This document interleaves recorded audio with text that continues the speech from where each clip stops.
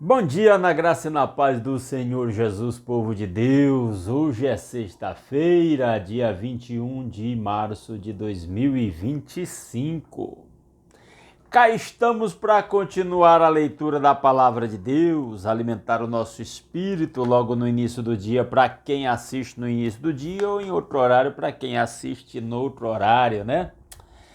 Hoje a nossa leitura é do livro de Atos, capítulo 9.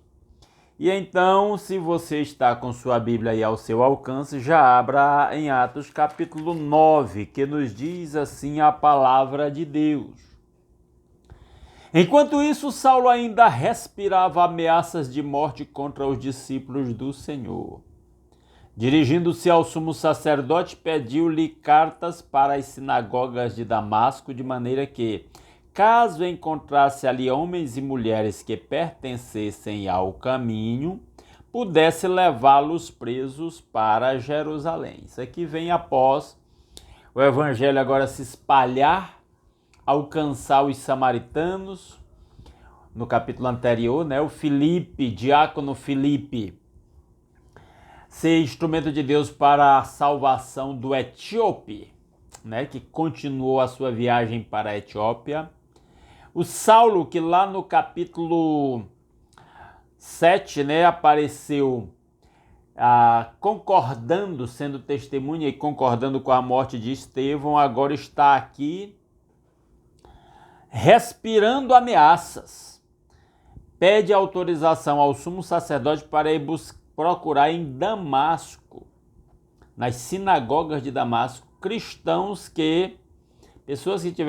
judeus que tivessem convertido a Cristo, para trazê-los presos a Jerusalém. A primeira perseguição aqui é por parte dos judeus, que já eram mesmo, levaram Jesus à morte, né, já aprovaram a morte de Jesus e agora perseguem os seus apóstolos, apedrejam Estevão, né? E aí o Saulo está na sua sanha de ódio contra os cristãos. Ainda no versículo 2 tem um outro destaque, até tem sublinhado aqui na minha Bíblia, que ele diz assim: pediu-lhe cartas para as sinagogas de Damasco, de maneira que, caso encontrasse ali homens ou mulheres que pertencessem ao caminho, e se você está lendo na sua Bíblia, provavelmente caminho está com C maiúsculo, porque esta foi uma das primeiras designações que as pessoas começaram a se referir aos cristãos. Eram conhecidos como os do caminho, porque a ideia o evangelho, a proposta do evangelho é siga a Cristo, vá caminhando e seguindo a Cristo na sua caminhada por esse mundo. Jesus se apresentou como o caminho. Jesus apresentou o evangelho como um caminho estreito, uma porta estreita e um caminho estreito. Então, aqui essa designação para os cristãos como os do caminho. Verso 3, em sua viagem, quando se aproximava de Damasco, de repente brilhou ao seu redor uma luz vinda do céu. Ele caiu por terra e ouviu uma voz que lhe dizia: Saulo, Saulo, por que me persegues? Lembrei de uma irmã citando esse texto na nossa última aula de interpretação bíblica, porque muita gente faz referência dizendo que Saulo caiu do cavalo, mas aqui não fala em cavalo. Diz que ele caiu por terra. E essa voz do céu que lhe dizia: Saulo, Saulo, por que você me persegue? Saulo perguntou: quem és tu, Senhor? E é interessante que Paulo ouça essa voz sobrenatural e se refira à voz como Senhor. Será que lá no seu espírito ele já percebia quem era o Senhor que falava com ele? Ele respondeu: eu sou Jesus, a quem você persegue.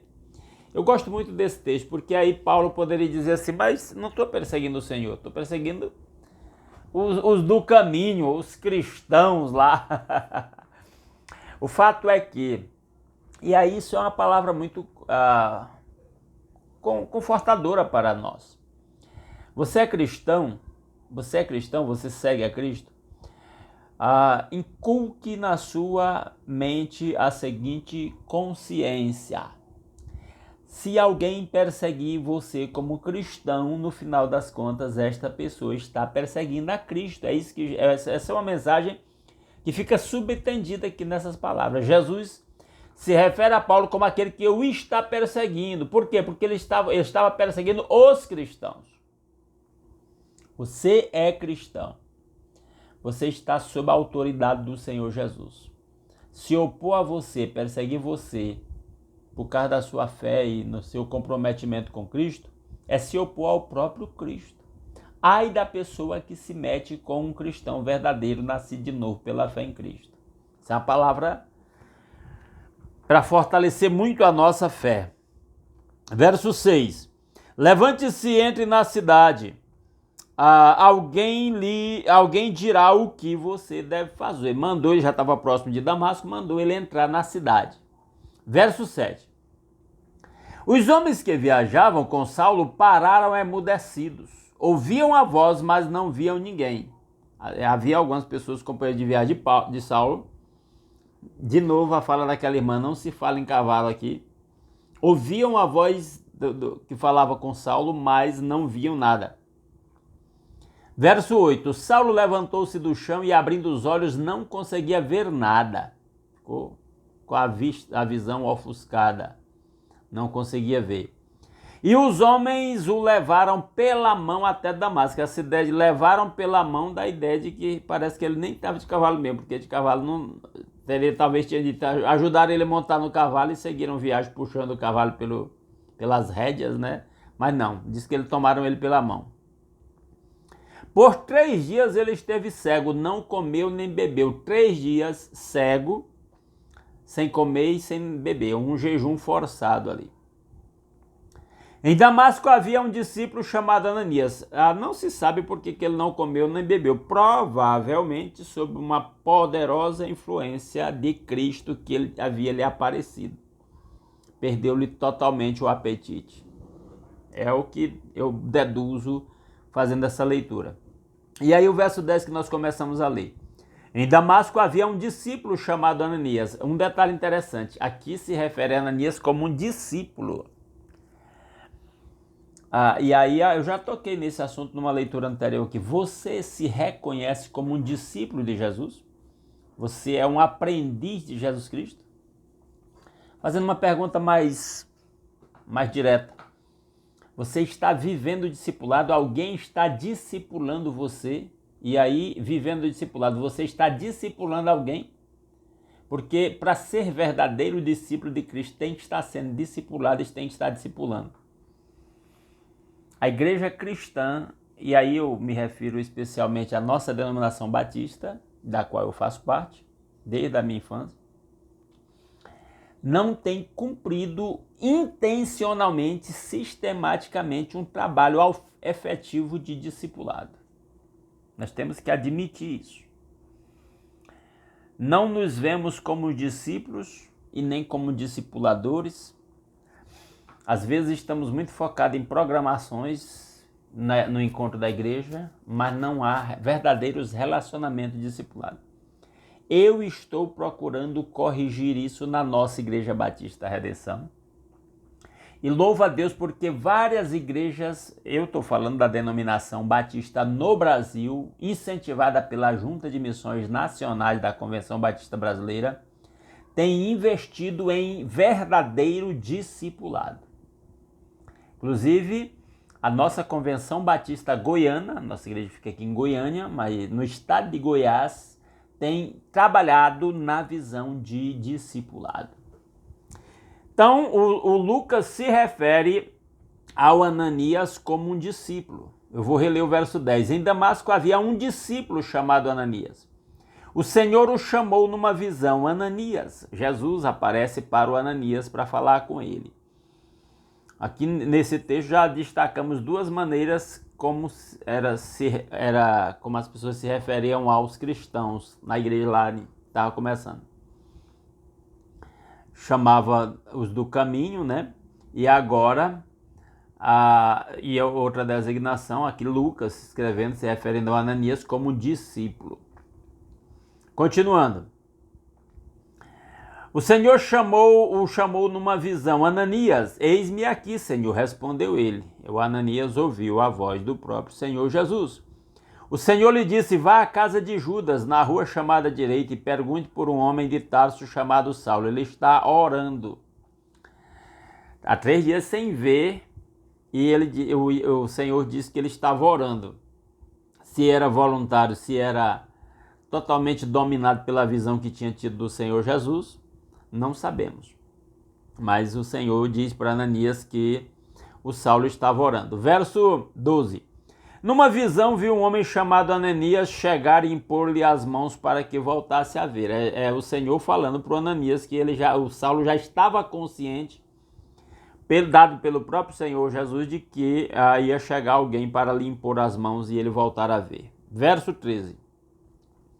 Respondeu Ananias, Senhor, tenho ouvido muita coisa a respeito desse homem e de todo o mal que ele tem feito aos teus santos em Jerusalém. Ele chegou aqui com autorização dos chefes dos sacerdotes para prender todos os que invocam o teu nome. O Ananias sabia da fama de perseguidor de Saulo, né? Perseguidor dos cristãos.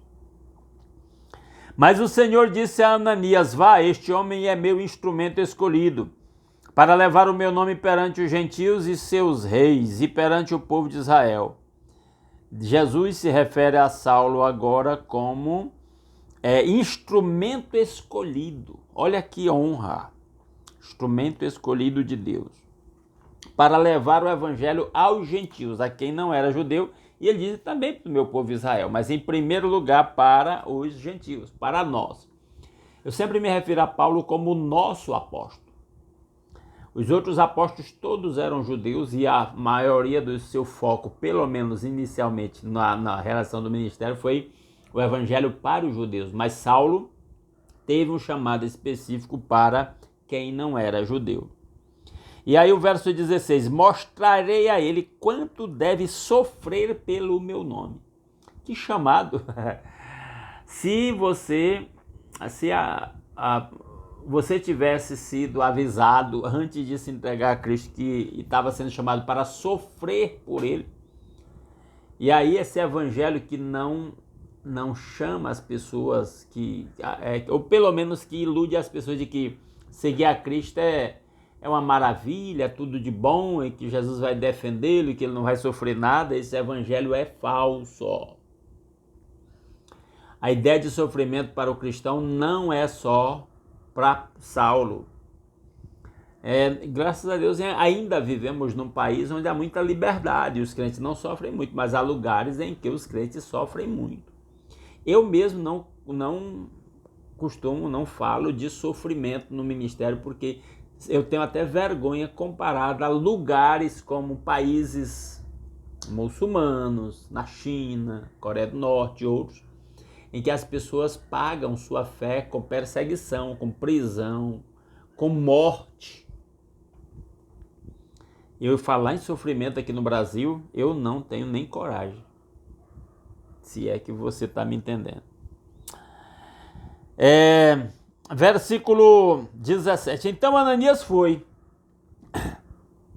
Entrou na casa, pôs as mãos sobre Saulo e disse, irmão Saulo, o Senhor Jesus que apareceu no caminho por onde você vinha, enviou-me para que você volte a ver e seja cheio do Espírito Santo.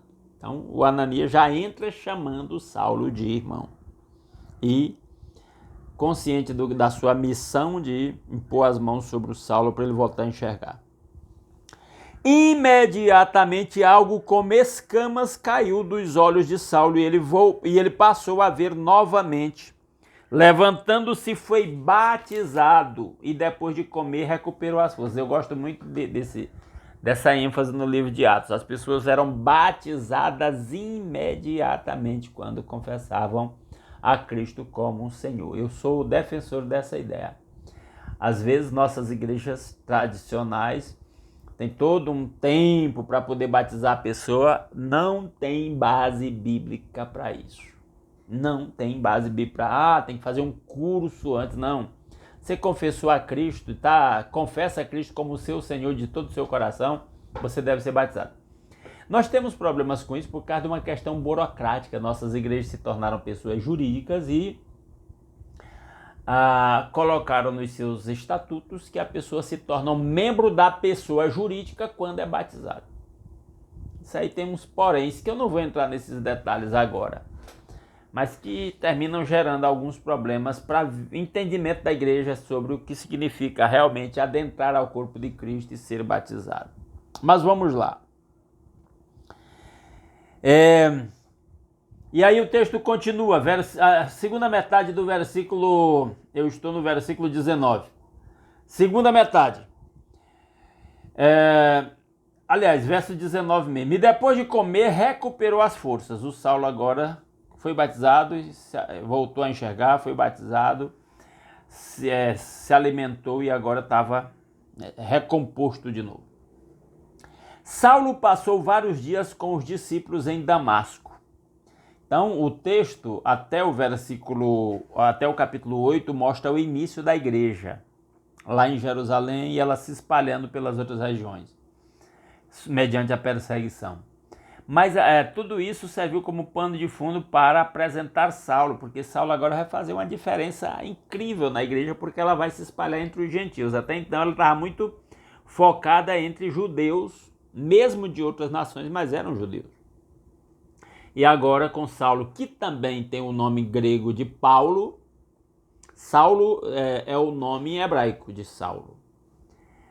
Ele tinha dupla nacionalidade, o nome grego dele era Paulo. E aí o versículo 20 diz, então ele passou vários dias lá em Damasco, né, olha o final do verso 19, com os discípulos. De novo, os seguidores de Jesus são chamados de discípulos. Você e eu somos discípulos de Jesus? Tem alguém nos discipulando? Nós estamos discipulando alguém? Nós estamos obedecendo a ordem de fazer discípulos? Eu tenho questionado isso com a Igreja Redenção.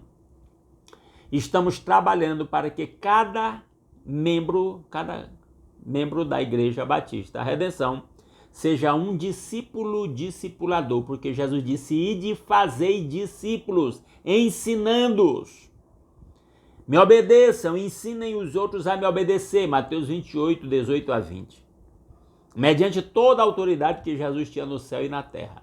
E, lamentavelmente, a igreja não tem feito discípulos como deveria fazer. Verso 20. Logo começou a pregar nas sinagogas que Jesus é o Filho de Deus. Agora o Saulo, que era perseguidor dos cristãos, está pregando. E o resumo da pregação de Saulo é: Jesus é o Filho de Deus. Todos que o ouviam ficavam perplexos e perguntavam, não é ele o homem que procurava destruir em Jerusalém aqueles que invocam este nome? Como assim? Não era o que estava matando o povo aí, perseguindo? E não veio para cá justamente para levá-los presos aos chefes dos sacerdotes? A fama havia se espalhado, a fama do Saulo. Todavia Saulo se fortalecia cada vez mais e confundia os judeus que viviam em Damasco, demonstrando que Jesus era o Cristo. É o Cristo. Então Saulo agora está demonstrando o poder de Deus sobre a sua vida e compartilhando para os judeus que viviam em Damasco que Jesus era o Cristo. 23. Decorridos muitos dias, os judeus decidiram de comum acordo matá-lo lá em Damasco. Paulo estava incomodando Saulo, né? Mas Saulo ficou sabendo do plano deles. Dia e noite eles vigiavam as portas da cidade a fim de matá-lo, mas os seus discípulos o levaram de noite. Agora Saulo já tem discípulos. Paulo é discípulo e já tem discípulo. A questão de que ele é discípulo, ainda vamos falar sobre isso mais na frente. Mas agora ele já tem discípulo. Mas os seus discípulos o levaram de noite e o fizeram descer num cesto através de uma abertura na muralha para ele fugir de Damasco. Quando chegou a Jerusalém, tentou reunir-se aos discípulos. Olha os discípulos sendo chamados discípulos. Mas todos estavam com medo dele, não acreditando que fosse realmente um discípulo. O pessoal não estava acreditando que ele agora fazia parte dos discípulos. É boa essa leitura para a gente pensar nisso. Eu já perguntei, vou perguntar de novo. Você é um discípulo de Jesus? Se define como um discípulo de Jesus? Você está sendo discipulado e está discipulando alguém? Entenda, você foi chamado para ser discípulo e para fazer discípulo. Se tem dúvida quanto a esse chamado, leia Mateus 28, 18 a 20. Em que Jesus, reivindicando toda a sua autoridade no céu e na terra, nos manda a todos nós irmos e fazermos discípulos. Então Barnabé o levou aos apóstolos e lhes contou como no caminho Saulo vira o Senhor. Agora aparece aí o Barnabé, que lá atrás já apareceu como um homem piedoso, temente a Deus, e lá no meio da comunidade dos cristãos em Jerusalém. Agora o Barnabé acolhe Saulo. E tudo indica que inicialmente o Saulo é um discípulo de Barnabé. Ele vai aprender algumas coisas com Barnabé. E é o Barnabé quem apresenta o Saulo aos apóstolos e dá mentoria ao Saulo aí no começo da sua caminhada cristã. Vou reler o verso 27.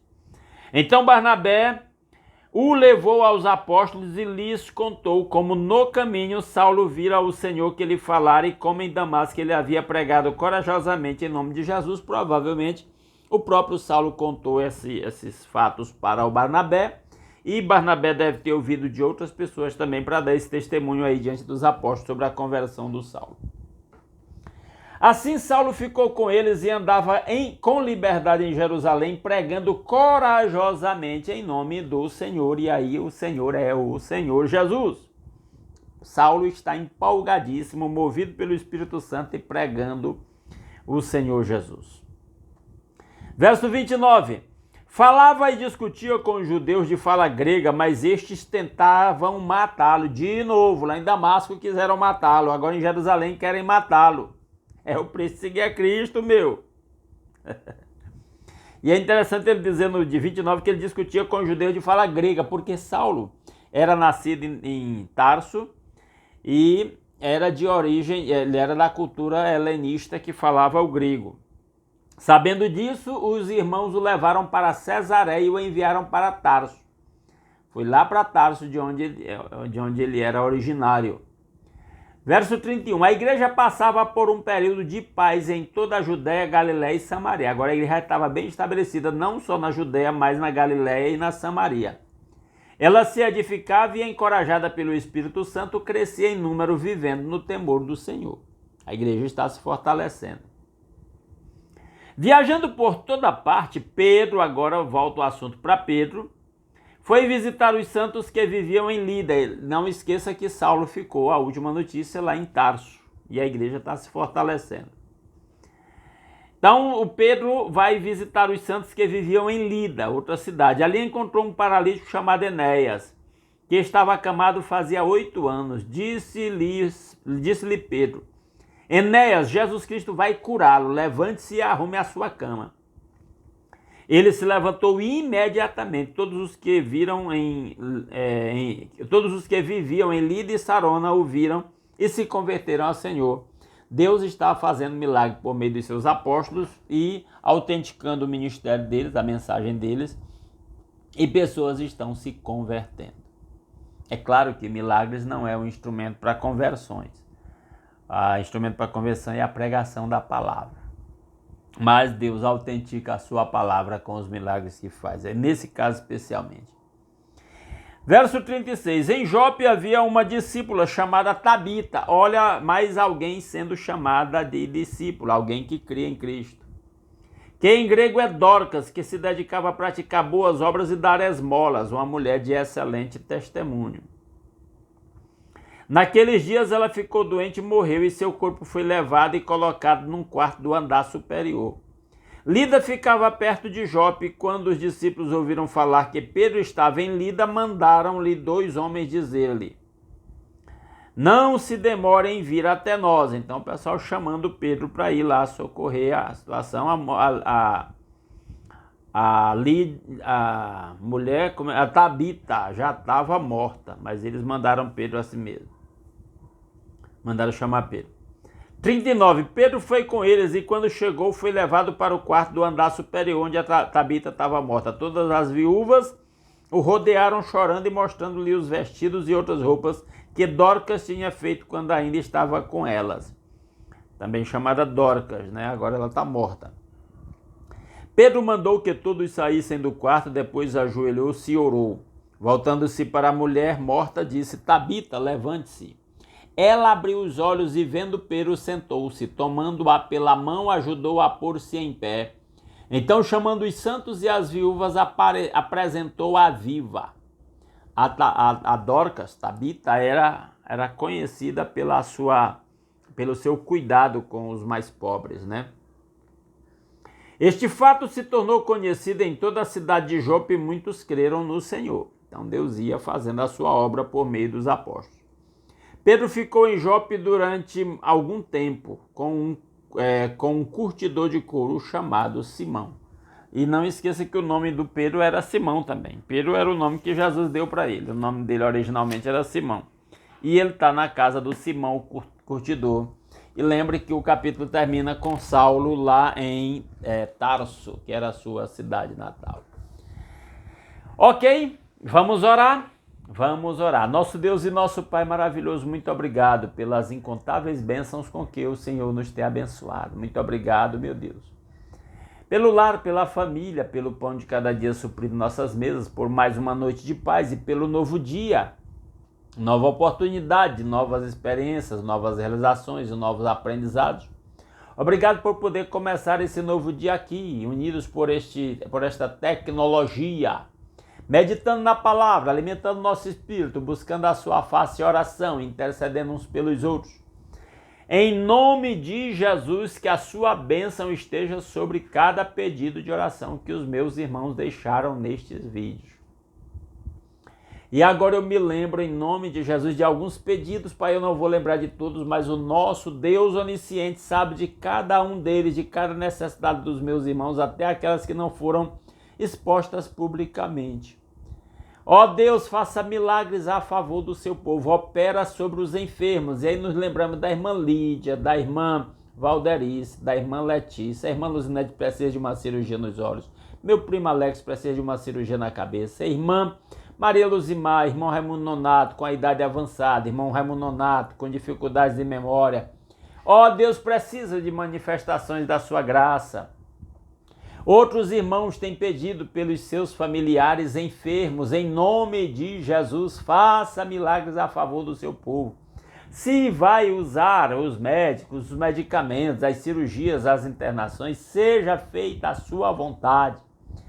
Mas nós cremos no Todo-Poderoso que ouve orações e que faz milagres a favor do seu povo.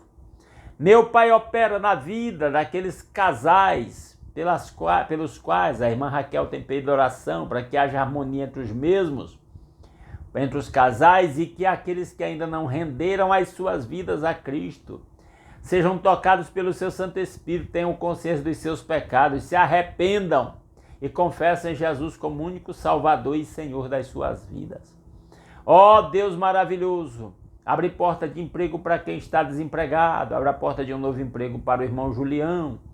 Ó Deus, move quem tem poder de decisão para que a irmã Nájila seja convocada para a função na qual ela passou no concurso e seja empossada na sua função. Ó Deus maravilhoso, clamamos pela esposa do pastor Osemar, pelo Agostinho, primo da irmã Aldair, oramos pela saúde da própria irmã Aldair, do irmão José Bezerra, assim cada um dos pedidos feitos, ó Deus, que a graça do Senhor se manifeste com poder, com cura, com libertação, com salvação. Traz de volta para os caminhos do Senhor os familiares da irmã Luzinete, os filhos da irmã Maria Luzimar, os filhos da irmã Marlene, os familiares da irmã Silvia, os filhos da irmã Maria do Carmo. Em nome de Jesus, opera poderosamente a favor do seu povo. Tudo isso nós pedimos graças à maior de todas as bênçãos, Jesus Cristo, nosso Senhor, que fez aquele sacrifício em nosso lugar, pagou o preço pelos nossos pecados, nos reconciliou com o Pai, nos fez parte do seu povo, nos deu livre acesso à sua presença. Que a bênção do Senhor esteja sobre o seu povo nesse dia, para que possamos compartilhar a bênção do Senhor com todos aqueles que cruzaram o nosso caminho por onde quer que nós formos, para que em tudo o nome do Senhor seja glorificado por nosso intermédio. É a nossa petição que fazemos agradecidos. Em nome de Jesus. Amém. Aleluia. Meus amados irmãos, muito obrigado pela sua companhia. Se Deus quiser, amanhã às 5h30 da manhã estaremos aqui de volta, continuando a leitura da Palavra de Deus. Aguardo vocês aqui. Um grande abraço a todos.